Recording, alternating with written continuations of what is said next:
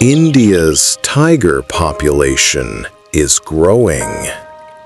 A story the world celebrates. But far from the protected reserves, another story is being written.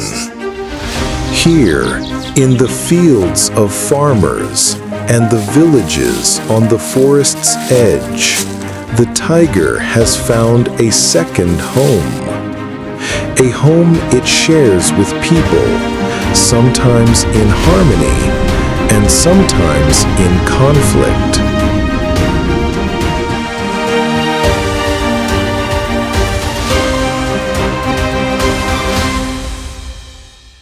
Disclaimer: this film is created for educational purposes. All visuals are either real footage or representative and enhanced using AI to illustrate key behaviors and environments.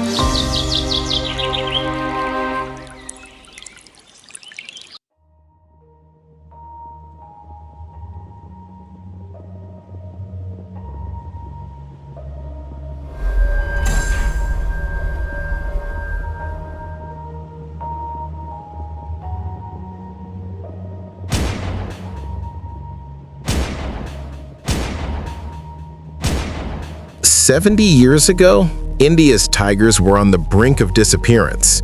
From fewer than 2,000 individuals in the 1970s to more than 3,000 today. This recovery is one of the greatest conservation stories of our time. But with this success comes a new question. Where does a growing tiger population live when the forests alone can no longer contain them?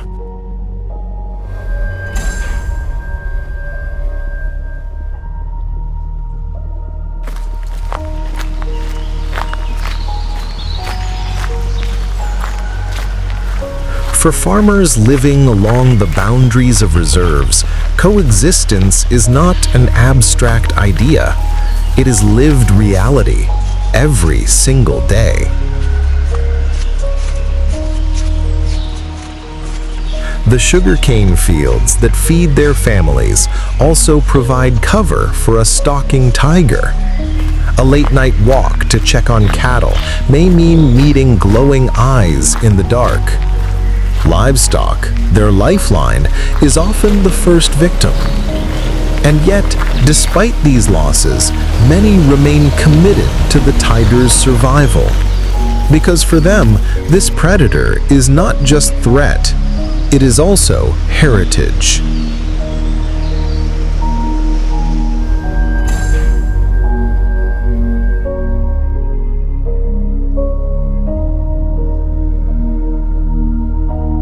Every encounter leaves its mark. A cow killed, worth a family's monthly income. A farmer injured, fear echoing through the entire village. The anger is real, the frustration deep. And yet, communities rarely turn to revenge. Because here in India, the tiger is more than an animal. It is a sacred presence tied to the very identity of the land.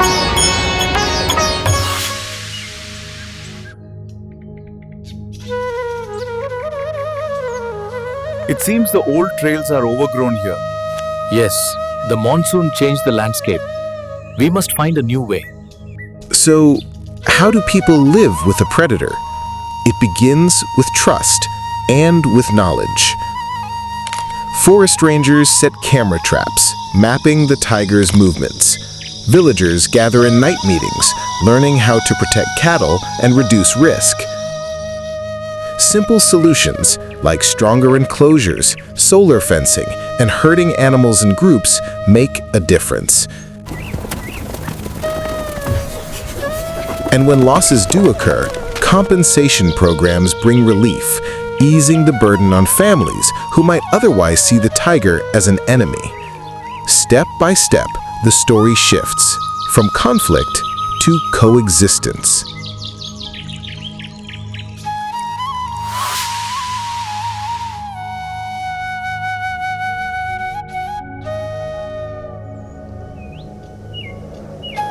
It is never easy to share space with a predator. But here, in these villages, coexistence has become a way of life. Children grow up knowing the tiger is near. Farmers adapt, even when they lose.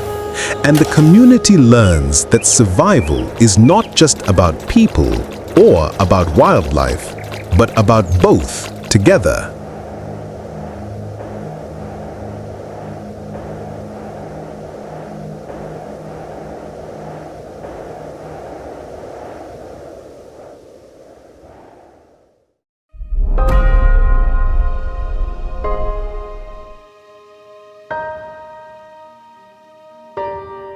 The tiger's comeback is not only a story of forests and reserves, it is also the story of farmers and families who live with courage on the tiger's frontier. India's greatest predator has two homes, one in the jungle and one on the edges of human life.